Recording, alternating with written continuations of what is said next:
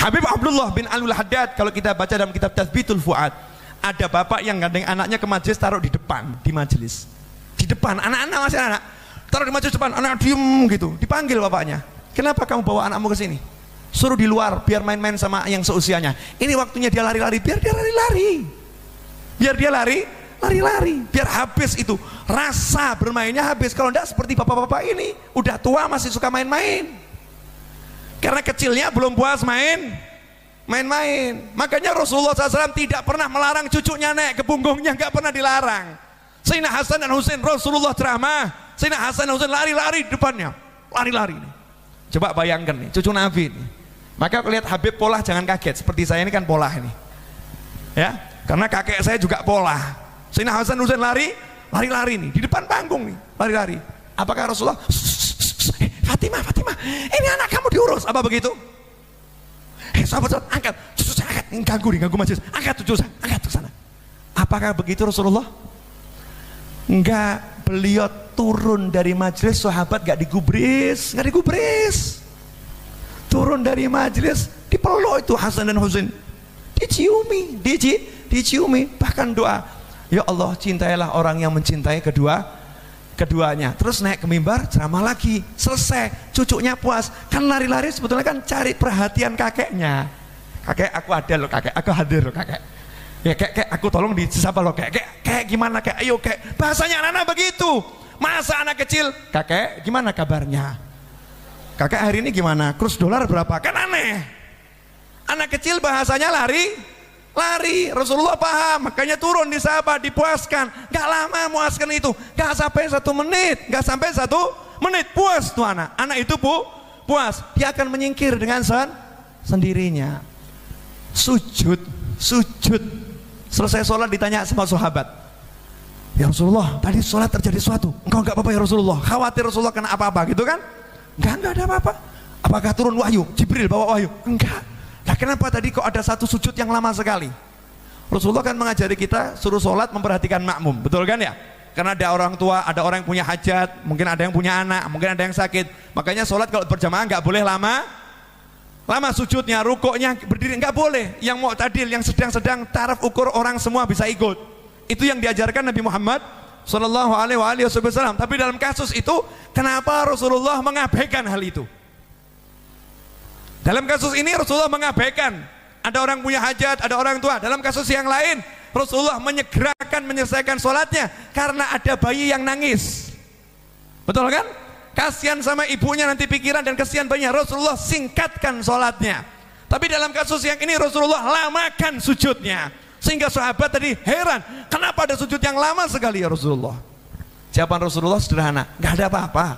Cuman tadi waktu sujud, cucu saya naik ke punggung saya. Cucu saya naik ke punggung saya. Saya tidak tega untuk nyingkirkannya. Dibiarkan sampai nyingkir sendiri baru bangun. Ya, tapi cucunya udah sunat loh nih ya. Cucunya udah sudah khitan. Nah, naik ke punggung, dibiarkan. Coba kalau kita lagi sholat, cucu naik ke punggung, selesai, itu anak kita maki-maki. Tahu enggak nih ya? Apa lagi sholat, dinaikin punggungnya, marahin. Tahu enggak kamu? Ini ya, Habib lagi sholat, jangan dinaik gitu. Marah Allah nanti, dimaki-maki anaknya nih. Padahal anaknya kan sayang kan. Habib, blak naik.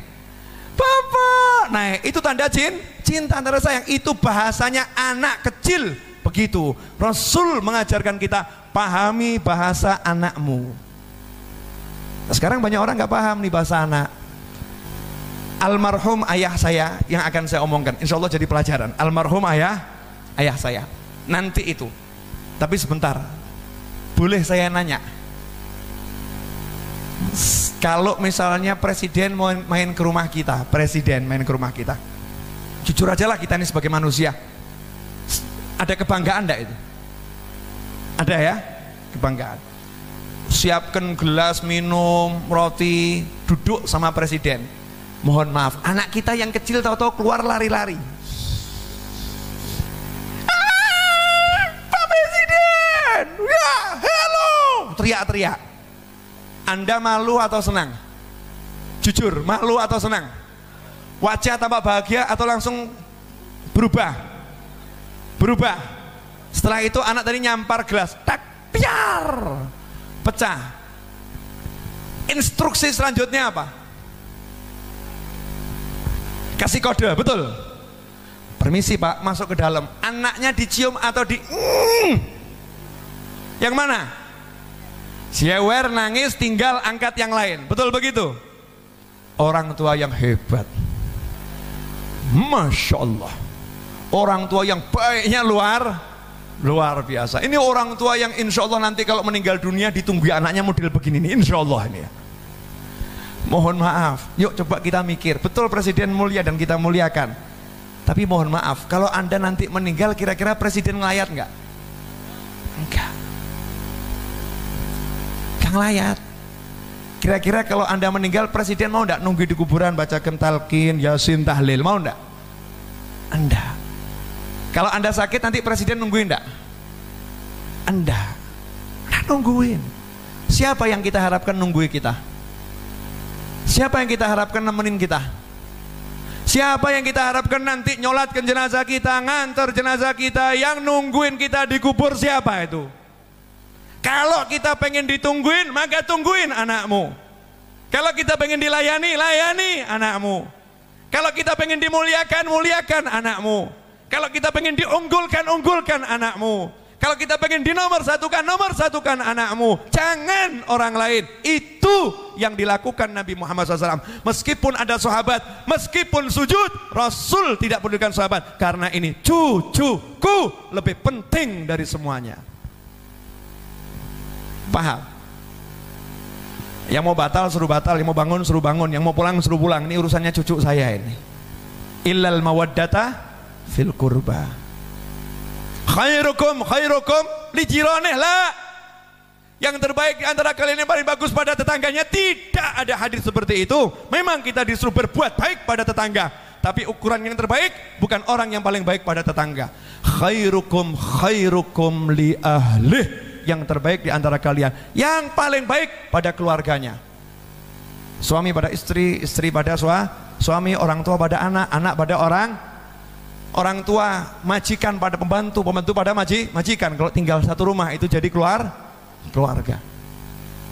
Rasulullah begitu cucunya, bahkan lari-lari di tengah jalan. Ini riwayat yang sahih. Rasul lagi sama sahabat keluar, dia cucunya lari-lari di pinggir, main-main sama teman-temannya. Rasul katakan, sahabat silakan jalan duluan ke tujuan, nanti saya susul. Rasulullah ikut lari-lari sama cucunya dan kawan-kawannya. Coba, wah nggak kena cucu lari, nggak kena, sampai udah puas ditubruk cucunya, wah kena sekarang, diciumin. Cucunya seneng, senang, membangun cinta dari kecil tuh sama keluarga tuh, dibangun betul. Sekarang ndak, anak ngeroti, jangan ngeroti, ada tamunya bah.